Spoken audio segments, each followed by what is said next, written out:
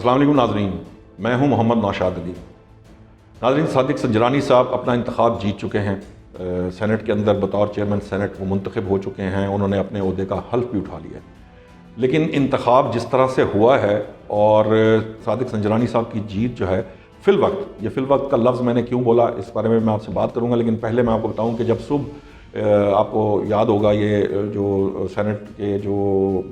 Polling booths ہیں ان کے اوپر سے اسپائی کیمپس کا جب ایپیسوڈ ہوا تو میں نے جو وی لاگ دیا تھا اس کے اندر میں نے یہ بات کہی تھی کہ حکومت بڑی کمفرٹیبل پوزیشن میں ہے، چیئرمین سینٹ کا انتخاب بڑی آسانی سے جیت جانے کا امکان ہے، وہ جیت سکتے ہیں۔ تو ایسے میں یہ سارا جو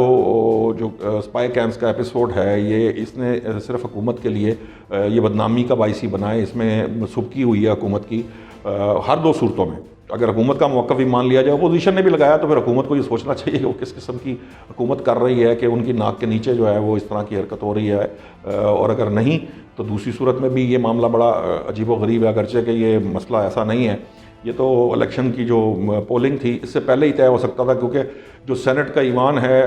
قومی اسمبلی کا ایوان ہے، پارلیمنٹ جسے کہتے ہیں ہم، میں بہت دفعہ وہاں گیا ہوں، وہ جگہ جگہ کیمرے لگے ہوئے ہیں، وہاں پہ ایک سیکنڈ میرا خیال لگتا ہے فوٹیج اکٹھی کرنے میں، اور ان کا پراپر سیکیورٹی کا نظام ہے،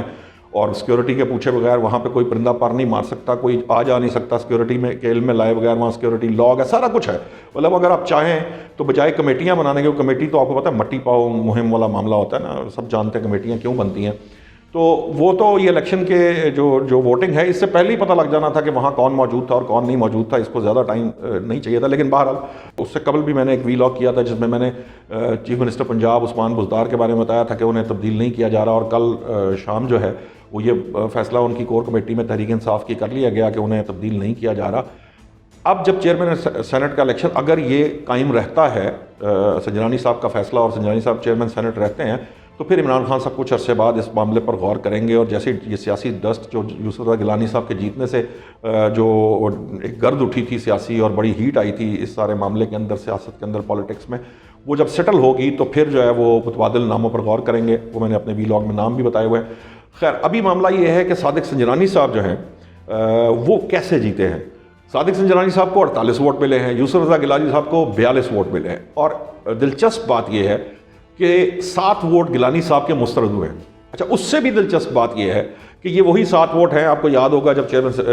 سینٹ کا الیکشن ہو رہا تھا، گیلانی صاحب بھی 7 ووٹوں سے جیتے تھے، اور مسترد ووٹوں کی وجہ سے ان کی جیت ممکن ہوئی تھی۔ اب وہ ہارے بھی 7 ووٹوں کی وجہ سے ہیں اور مسترد ووٹوں کی وجہ سے ہی ہوئی ہے۔ یہ علیحدہ بحث ہے کہ اس کو فاروق نائک نے جو ہے اس وقت چیلنج کیا، لیکن پریزائڈنگ آفیسر نے سنجرانی صاحب کو جو ہے وہ ڈکلیئر کیا ونر، اور اپنے قانون کے مطابق جو انہوں نے ان کے پاس انسٹرکشن ہوتی ہیں ووٹ ڈالنے کی، اس کے مطابق انہوں نے کہا کہ جی یہ جو سٹیمپ ہے وہ خانے میں لگانی چاہیے، لیکن اگلی سائٹ پر جو نام کا اگلا حصہ ہے، خالی حصہ ہے، وہاں لگانی چاہیے، نام پر نہیں لگانی چاہیے۔ اگرچہ اس پر بھی میڈیا میں بحث چھڑ چکی ہے، کسی حد تک درست بھی ہو سکتی ہے کہ جو نام کے اوپر بھی مور لگانے سے ووٹ کا مسترد کیا جانا جو ہے وہ کوئی سمجھ میں نہیں آتا، اور یہ بھی بات بڑی اہم ہے کہ جو خانے سے باہر اگر ہوتا یا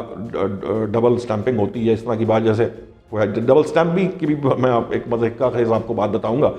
لیکن اس سارے کیس کے اندر اب پیپلز پارٹی نے الیکشن ٹریبیونل میں جانے کا اعلان کر دیا ہے، اور الٹیمیٹلی الیکشن ٹریبیونل کے بعد فیصلہ جس کے بھی حق میں آئے گا۔ اب مزے کی بات یہ معاملہ ہر صورت یقینی طور پر سپریم کورٹ جائے گا۔ اس کی ریزن یہ ہے کہ اگر فیصلہ گیلانی صاحب کے حق میں آیا تو تحریک انصاف سپریم کورٹ میں جائے گی، اور اگر ان کے خلاف آیا تو یوسف رضا گیلانی صاحب سپریم کورٹ میں جائیں گے، تو سم ہاؤ یہ جو ڈیفینیشن کا معاملہ آئے گا کہ ووٹ کے نام کے اوپر اگر خانے کے اندر رہتے ہوئے نام پہ ووٹ اسٹیمپ کر دی جائے تو وہ ووٹ مسترد ہوگا یا وہ قابل قبول ہوگا، اس کا فیصلہ مجھے یہ لگتا ہے کہ جو ہے ہماری سپریم کورٹ ہی کرے گی، الیکشن ٹریبیونل میں بھی یہ معاملہ شاید حل نہ ہو پائے۔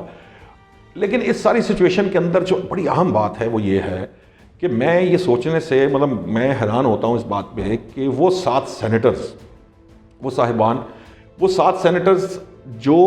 ایک بڑی سادہ سی ہدایت ہے اس پر عمل نہیں کر سکتے، وہ اس قوم کا کیا بھلا کریں گے۔ اور میں اب جو مزید ہنسنے والی بات ہے وہ بڑی دلچسپ بات ہے، ایک سینیٹر صاحب جو ایسے بھی ہیں جنہوں نے 2 ناموں کے درمیان سٹیمپ کر دیا ہے۔ اب واللہ عالم کیا کہوں میں ان صاحب کے بارے میں، وہ لگتا ہے دو وکٹ کے دونوں طرف کھیل رہے تھے، اور دونوں طرف وہ جو ہے نا وہ قسم کھا کر یقین دلائیں گے کہ جی میں نے آپ کو ووٹ دیا اور میں نے آپ کو ووٹ دیا۔ پتہ نہیں یہ کن لوگوں کو جو ہے نا ہم جو ہے وہ ایوانوں میں منتخب کروا رہے ہیں اور کس طرح کے ایوان ڈیولپ ہو رہے ہیں اور یہ عوام کا کیا فائدہ کریں گے. میں تو یہی کہہ سکتا ہوں کہ اللہ ہی ہے ہمارے حال پہ رحم کرے اور اللہ جو ہے نا ہم سب کا حامی ناصر ہو.